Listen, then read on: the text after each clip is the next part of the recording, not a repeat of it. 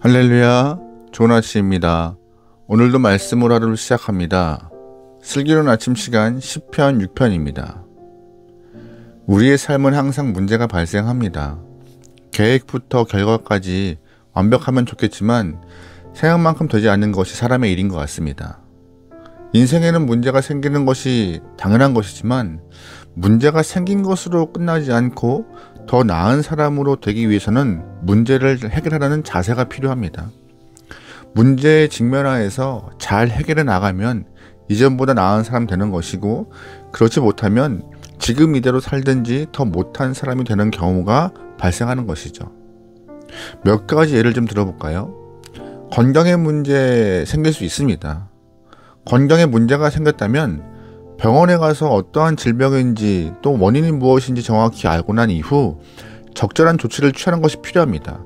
그래서 같은 문제가 발생하지 않도록 관리하는 것이 지혜로운 사람이죠. 하지만 대수롭지 않게 생각하여서 방치한다면 나중에 더 큰 문제를 불러일으킬 수밖에 없습니다. 시험도 마찬가지예요. 우리는 시험에서 언제나 합격할 수 없습니다. 떨어질 수도 있어요. 하지만 왜 떨어졌는지, 어떤 과목이 약해서 힘들었는지 정확히 파악하고 알맞은 조치를 취한 다음에 다음 시험에 좋은 결과를 만들어내는 것이 지혜로운 사람인 것입니다. 죄의 문제도 같은 방법으로 접근해야 합니다. 사람은 본질적으로 악하고 부족하고 연약하여서 죄를 지을 수밖에 없어요.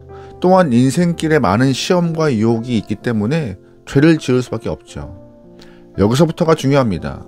하나님의 은혜로 죄된 삶을 깨닫게 된다면은 나의 삶이 하나님이 원치 않은 삶임을 깨닫고 난 이후 그냥 덮어버리고 아무렇지 않은 듯 지나가면 될까요? 아닙니다. 우리는 더 나은 영적 삶을 위하여서, 하나님의 영광을 위하여서 죄를 고백하는 회개의 시간이 필요한 것이죠. 오늘 본문이 그 이야기를 하고 있어요. 오늘 읽은 시편 6편은 일명 회개의 시라고 불리는데, 다윗이 죄를 지은 이후에 죄의 문제를 어떻게 다루고 있는지 잘 보여주고 있습니다.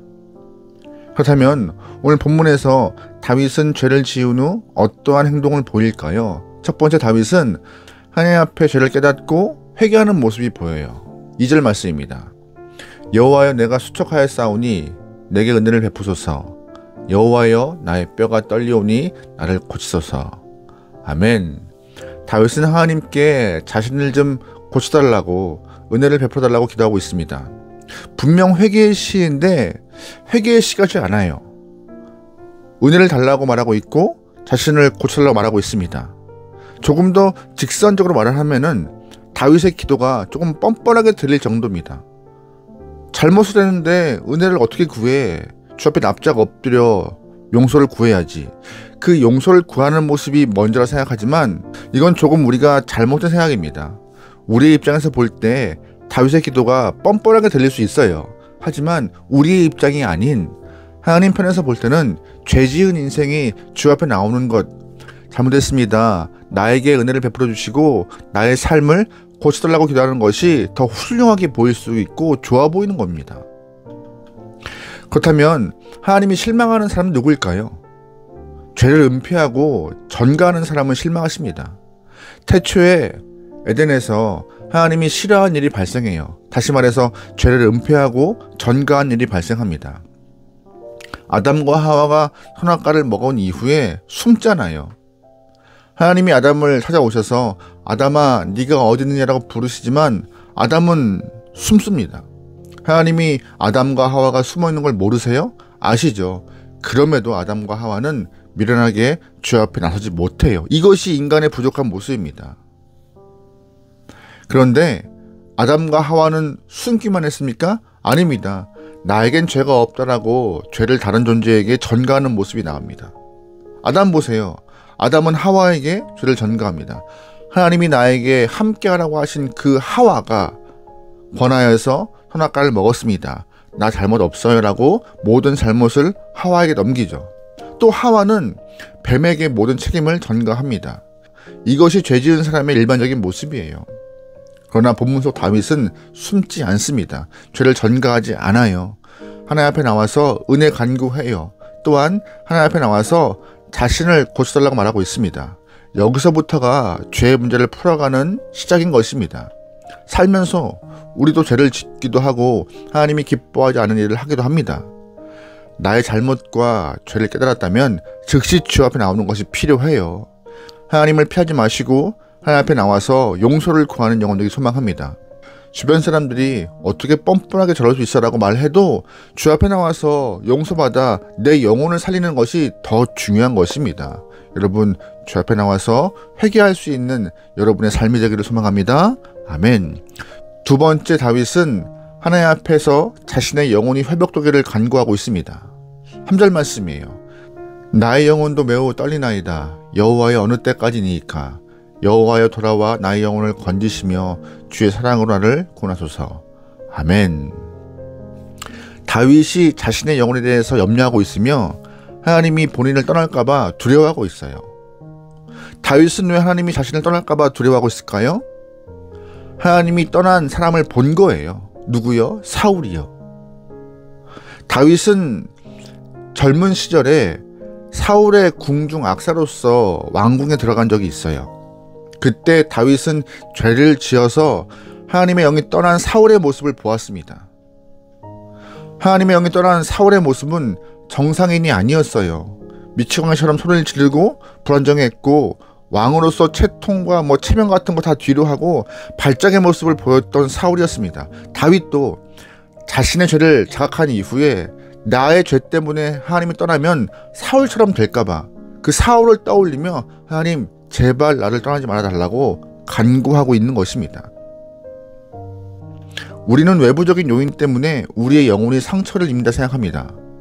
타인의 가시돋친 말, 외부의 자극적인 일들, 또한 그런 주변 상황 때문에 내 영혼이 아픔을 겪고 있다고 말합니다. 아닙니다. 외부적인 요인보다 더 크게 우리의 영혼을 흔드는 것은 죄의 문제입니다. 우리가 알게 모르게 지은 죄가 영혼의 상처를 내게 하는 것이고 우리 영혼을 피폐하게 만드는 것입니다. 다시 말해서 내가 지은 죄가 내 영혼을 찌르고 있는 것이죠.